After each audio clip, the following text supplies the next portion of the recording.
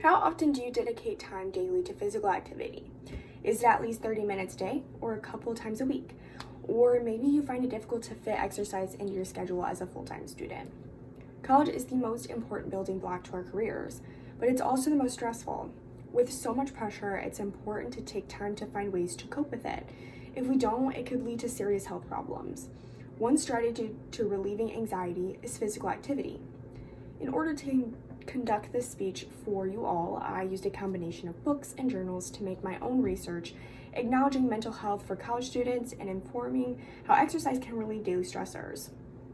We will be discussing the mental state, norm for people of this age group, available sources, and how exercise can affect you physically and mentally. Mental health has slowly become one of the many things students prioritize, especially on university campuses. One way we see this is during the transitioning period of the new college environment. How universities approach helping students with mental stability varies. However, it's common to find the following. Emotion analysis of college students by Ian Ding states, the student-to-teacher ratio is one of the few predicaments. Many students rely on teachers and counselors to help fix their mental health. But when the work overload is prioritized more highly for both subjects, a healthy mind is put on the back burner. Many universities also use surveys to figure ways to help. This tactic, unfortunately, is hard to identify those with a serious problem. For example, it can be difficult to detect the positive and negative emotions. According to journalist Yan Ding, emotion occupies important positions in the human society. Such an important aspect of our mental well-being is harder to keep under control in today's state, especially. Students are facing either an all online or hybrid learning system, making it harder than ever to build connections. Now that we have addressed the mental health concerns for students, we can now focus on defining ways to cope with it. Studies have shown that daily exercise can benefit us physically just as much mentally. What many of us aren't aware of is how being active can make us psychologically happier. Being a student and feeling like the world is on our shoulders makes any way to uplift our mood sound amazing. Unfortunately, college students' resources are quite limited. According to research done by Physical Activity Council Constraints, advice from universities on how to implement intense activity to students' day-to-day lives is lacking. We can conclude that the issue isn't talked about enough, only leaving those in need of help at higher risks of developing health concerns. So let's talk physical activity. According to the World Health Organization, it is any body movement consuming energy. This could be working around your home, sports, or even recreational activities.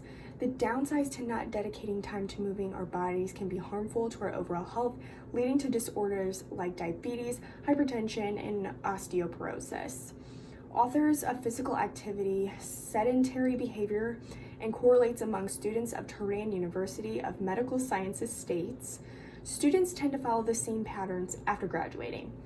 Centers of Disease Control and Prevention explains 80% of adults 18 years and older fail to meet the minimum exercise requirements.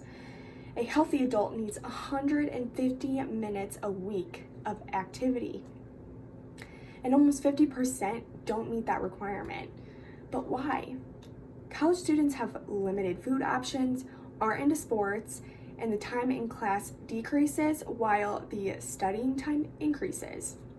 The authors composed a study that showed a total of 417 participants from different schools and the frequency of exercise.